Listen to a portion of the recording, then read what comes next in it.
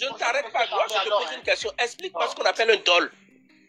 Monsieur, vous comprenez ce que ça veut dire un dol, mais pourquoi vous voulez comment si Ordonne à la datin, qui est membre de l'UPF, vient sur un plateau me dit que le processus a connu des dols, a connu du dol, tu veux que moi je vienne te soutenir ici?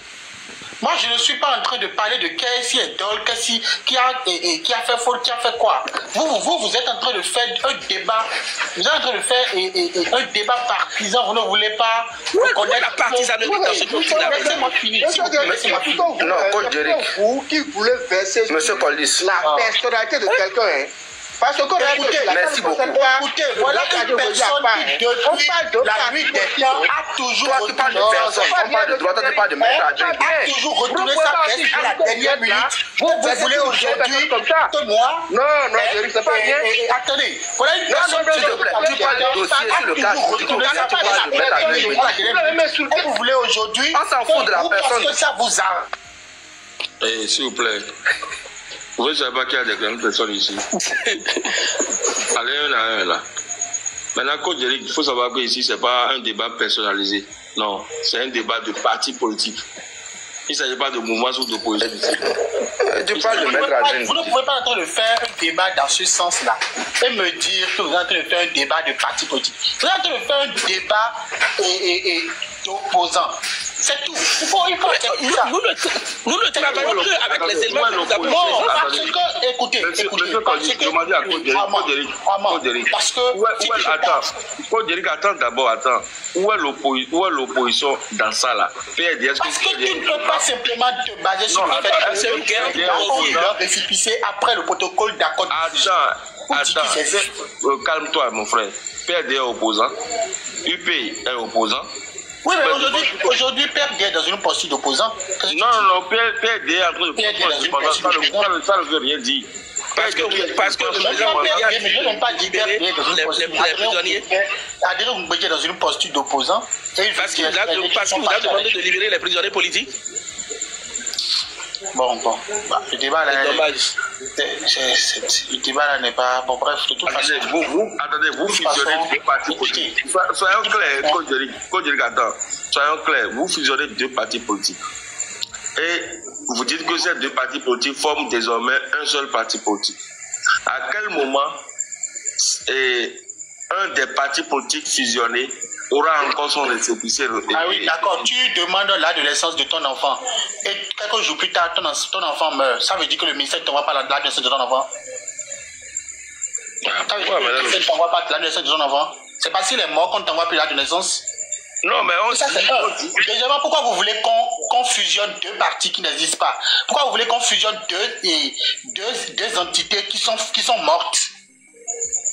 Pourquoi vous voulez prendre le débat dans un seul sens? On ne peut pas fusionner. Où est le mécanisme qui a produit le mort? Attendez, on ne peut pas fusionner deux partis politiques qui n'existent pas. C'est la fusion qui acte l'inexistence des partis politiques. Attendez, c'est la fusion qui acte l'inexistence des partis politiques. Qu'est-ce que la charte des partis politiques dit en termes de fusion? Va lire. Comment vous... Non, vraiment. La charte des partis politiques dans notre pays, en termes de fusion. Monsieur Colis, vous êtes dans le sens selon lequel vous voudriez qu'on dissout les partis avant de les... Pourquoi vous voulez que ce soit des partis dissous qui fusionnent, des partis qui n'existent plus? Vous voulez les fusionner comment? Des partis qui n'ont plus d'existence légale. Non, laissez-moi finir. Oh, vraiment, monsieur Colis. Si vous pouvez m'arrêter chaque fois, alors moi je vais vous laisser parler. Laisse-moi alors parler. Moi, je veux tout parler. Mais vous avez parlé pendant des minutes là avant que moi je ne prenne la parole. Laissez-moi. Mais c'est que tu n'es pas en train de nous expliquer. On n'est pas en train de... Je ne suis pas en train de vous expliquer. Moi, je suis en train de donner mon opinion. Je ne vous demande pas de me croire. S'il vous plaît. Je ne vous demande pas de me comprendre. Je donne mon opinion. C'est tout. C'est pas une question d'opinion, c'est une question de... Non, je donne mon opinion. Maintenant, si vous ne voulez pas que je donne mon opinion, je me tais et c'est tout. Et vous allez faire le débat dans un seul sens, comme vous le voulez. Je donne mon opinion. Si vous voulez m'écouter, vous m'écoutez. Coach, arrête ça. Non, ton opinion s'accroche à quel test? À chaque fois que je sors un mot, monsieur Cordis doit ouvrir son micro pour m'arrêter. Pourquoi? Je dis, ton opinion s'accroche à quel test? Mon opinion s'accroche sur des choses qui sont factuelles. On ne peut pas fusionner deux parties qui n'existent pas. Nous parlons de loi, nous parlons de tests. Vous voulez que, attendez, vous voulez que deux entités qui n'existent pas fusionnent comment? Maintenant, si vous me dites que le processus n'a pas été au bout jusqu'à l'heure où nous parlons, je serai d'accord avec vous.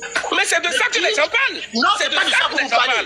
Donc vous vous basez du fait simplement qu'ils ont obtenu leur récépissé après la fusion. Eric, pour dire que ça veut qu'ils c'est un des arguments des dates absolument rien dire. Eric, ce que tu dois comprendre, c'est de ça aujourd'hui que les gens parlent. Le processus n'a pas abouti. Maître Adrien Mbodji a attaqué 4 points. Écoute.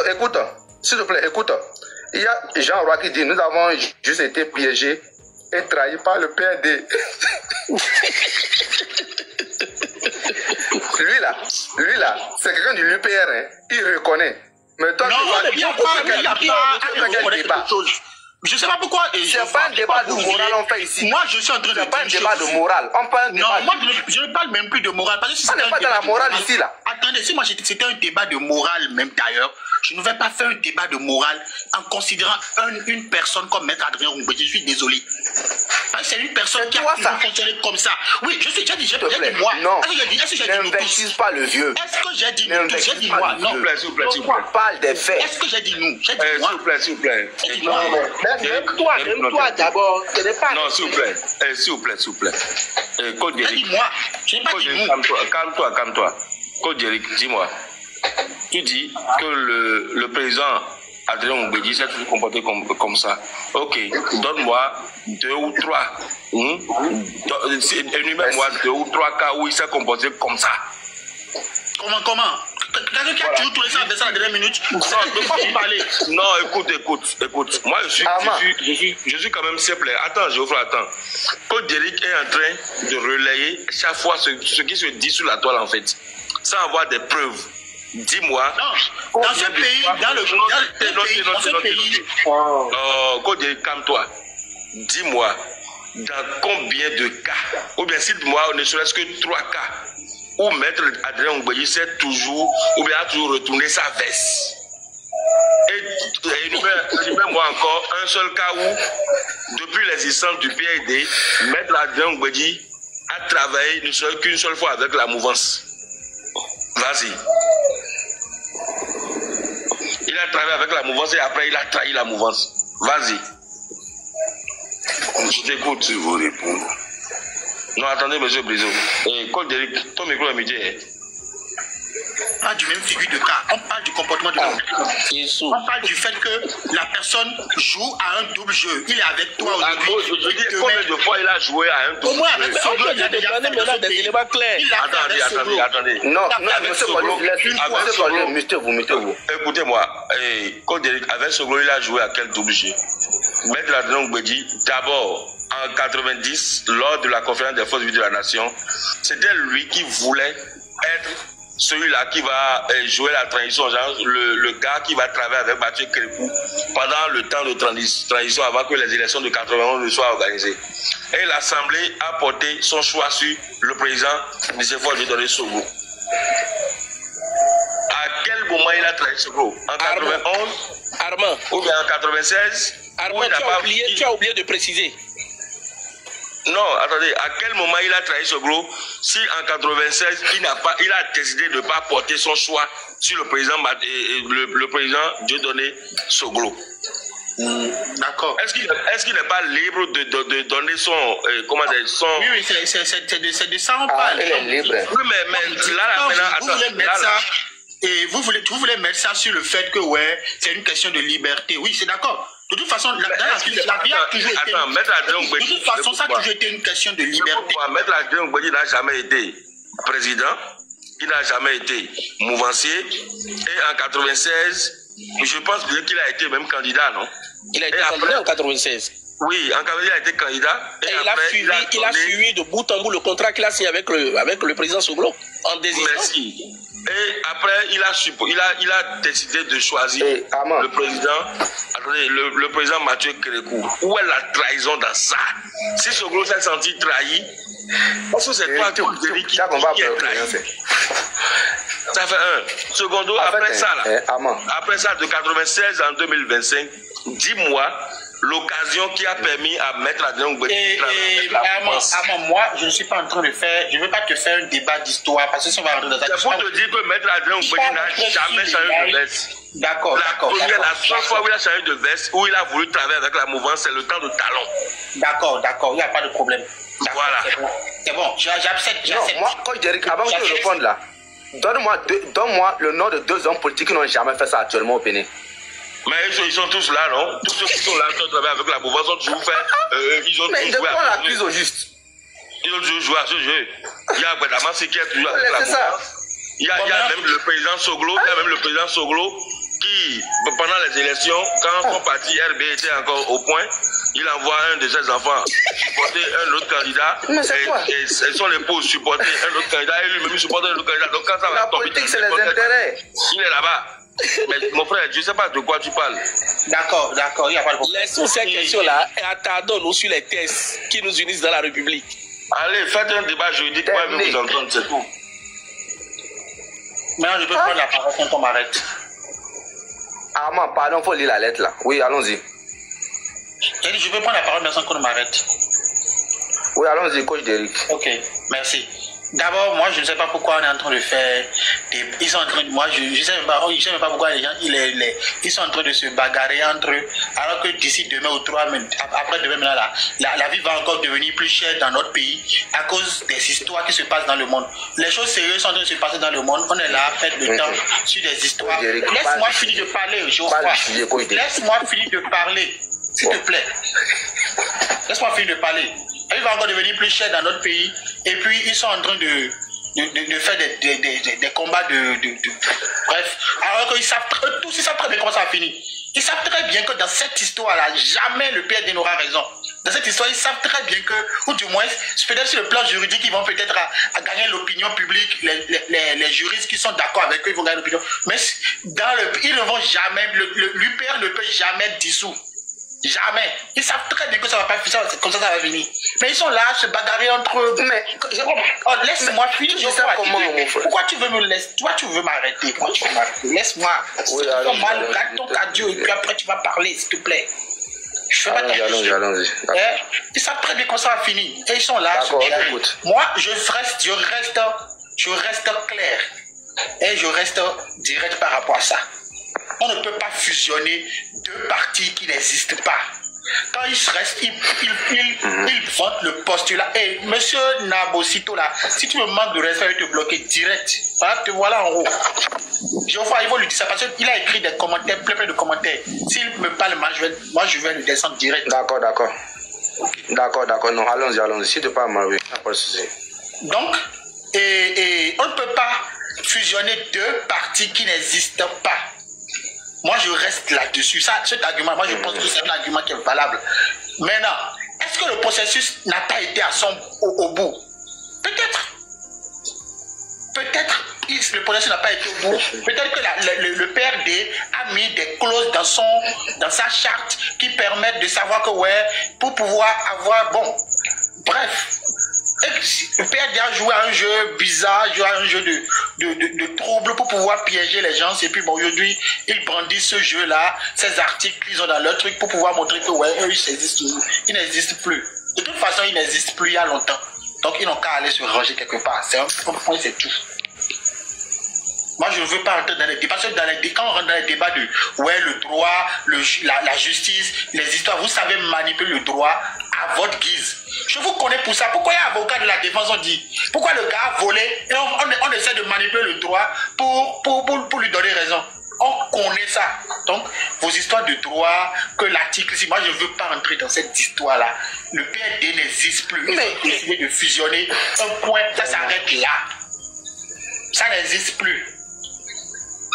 Ouais, vous pouvez dire tout ce que vous voulez, moi je m'en fous. Je suis monté à oui, mais Dieu sait, vous n'avez pas de la... Tu as vu que tu manques d'arguments solides pour défendre ce dossier-là.